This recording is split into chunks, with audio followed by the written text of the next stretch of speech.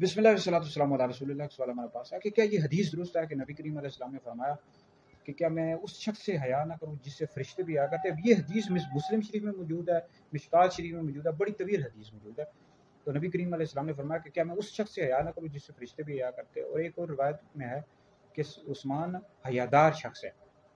تو ترمذی میں حدیث موجود ہے، نبی کریم علیہ السلام فرمایا کہ میری امت پر سب سے زیادہ رحم کرنے والے ابو بکر ہیں، اور دین کے معاملے میں سب سے زیادہ سخت حضرت عمر ہے، اور سب سے زیادہ حیا والے حضرت سیدنا عثمان غنی رضی اللہ تعالیٰ عنہ۔ تو یہ حضرت سیدنا عثمان غنی رضی اللہ تعالیٰ عنہ کی شان کو آپ نے بیان کیا، فضیلت کو بیان۔ اب اس کا یہ مطلب نہیں کہ باقی صحابہ معاذ اللہ حیا والے نہیں تھے، باقی صحابہ بھی حیا والے تھے، یعنی یہاں پر خصوصی طور پر آپ کی خصوصیت تھی، فضیلت تھی۔